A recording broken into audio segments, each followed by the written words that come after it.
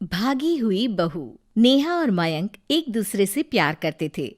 दोनों के परिवार शादी के खिलाफ थे, तो दोनों ने भागकर शादी करने का फैसला किया और फिर दोनों ने कोर्ट में शादी कर ली। माँ, मैंने नेहा से शादी कर ली है। शादी कर ली है? कहाँ? कैसे? हमने तो देखी नहीं शादी। माँ, हम लोगों ने भाग कर शादी की है।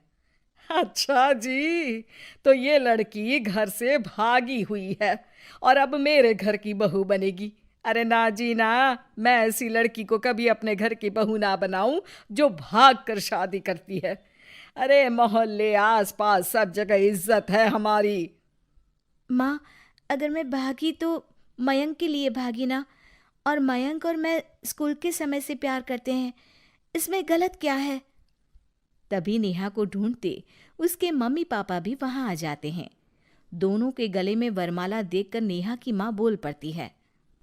हे भगवान, ये क्या हो गया? वो जोर जोर से रोने लगती है। नेहा, तेरे लिए हमने इतना अच्छा रिश्ता पक्का किया था। मयंक में क्या है? अरे ना तो कमाता है, ऊपर से नशा भी करता है। अरे क्यों शादी की तूने इससे? तू तो हमारी इकलौती बेटी है बेटा। अरे देखिए बहन जी, मेरे बेटे के लिए कुछ कहने की जरूरत नहीं है। हाँ, हम नहीं आए थे आपकी बेटी का हाथ मांगने। अरे कुछ नहीं करता तो कोई भूखे नहीं मार देंगे आपकी बेटी को। देखिए कितना बड़ा घर है हमारा, और भगवान की दुआ से दूध दही की नदियां बहती हैं। जैसे तैसे कर लोगों के सामने अरेंज्ड मैरिज दिखा घर वाले दोनों की शादी की पार्टी भी दे देते हैं। पार्टी में बुआ सास। अरे भाग कर शादी कर ली थी दोनों ने। लड़की को देखो, शक्ल से तो चालाक लग रही है। क्या? अरे पर रीटा बहन तो बोल रही थी कि दोनों की अरेंज्ड मैरिज है। तभी चाची कहती है। अरेंज्ड? अरे रीटा, अरेंज्ड करती तो कैसे इतने बड़े घर की लड़की लाती? लड़के में है क्या? अरे सिर्फ दिखता अच्छा है ना, पर ना कमाता ना धमाता, उल्टा नशा अलग से करता है। अरे पता नहीं भागी हुई लड़कियां किसी घर में टिकती भी है कि नहीं। दिन बीतते जाते हैं। एक दिन। अरे रीटा, हम लोगों को 2 दिनों के लिए पंजाब जाना पड़ेगा। मेरी बहन यानी कि तुम्हारी ननद की बेटी की शादी जो है। हाँ हाँ चलते हैं, लेकिन घर किसके भरोसे छोड़ दें? आजकल तो घर बंद रखना सेफ नहीं है। अरे माँ, टेंशन क्यों लेती हो? मैं और नेहा तो घर पर ही रहेंगे ना। अरे हाँ हाँ, तू तो मेरा बेटा है, लेकिन सच कहूँ मुझे इस लड़की पर रत्ती भर विश्वास नहीं है। अरे माँ, नेहा तुम्हारी बहू है। बहू? अरे जो लड़की भाग कर शादी कर सकती है, वो घर पर चोरी भी तो कर सकती है। मयंक को माँ की बात का बड़ा बुरा लगता है। वो नेहा की तरफ देखता है जिसकी आंख में आंसू भरे होते हैं। माँ जी, आप अपनी अलमारी में ताला लगा लो। हाँ हाँ, तो वो तो लगा ही दूंगी, लेकिन कहीं तू घर का बाकी का सामान भी। अरे भाई, भागी हुई लड़की का क्या भरोसा। धीरे धीरे दिन बीतते हैं। एक दिन नेहा घर के बाहर गार्डन में पेड़ों को पानी दे रही थी, तभी पड़ोस की बहू। अरे नेहा, कैसी हो? बहुत सुना है तुम्हारे बारे में, लेकिन तुम तो दिखती ही नहीं हो।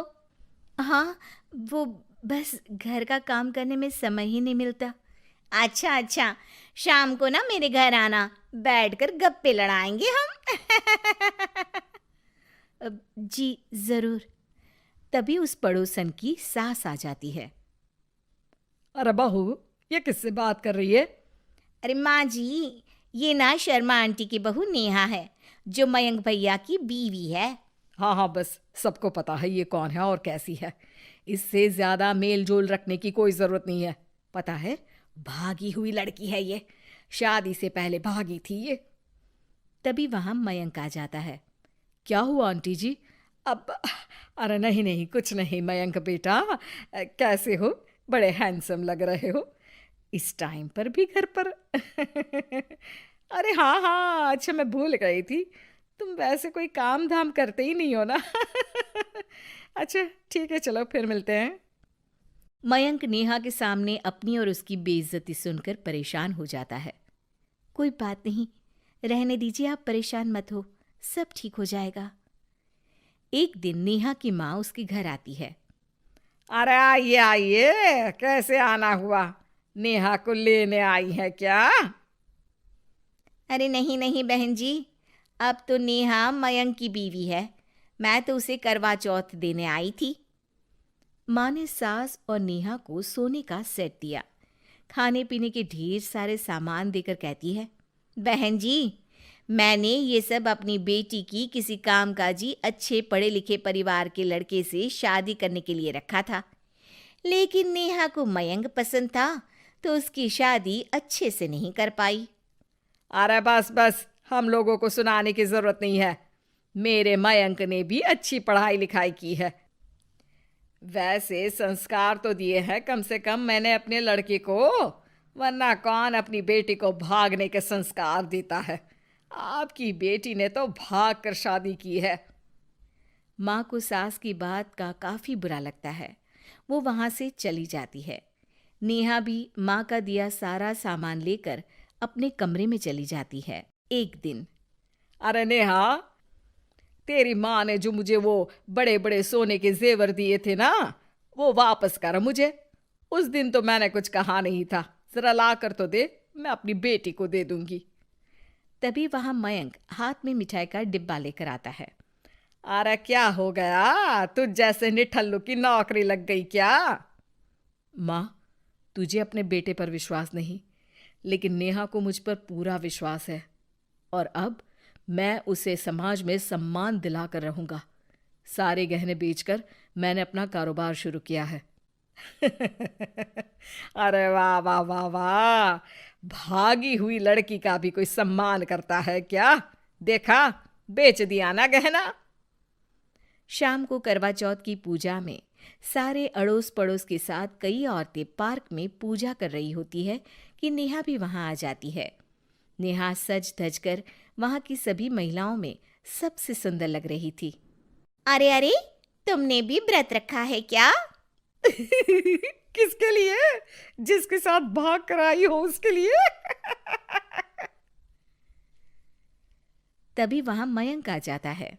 हाँ, जिसके साथ भागी है उसके लिए। आप लोगों को शर्म आनी चाहिए।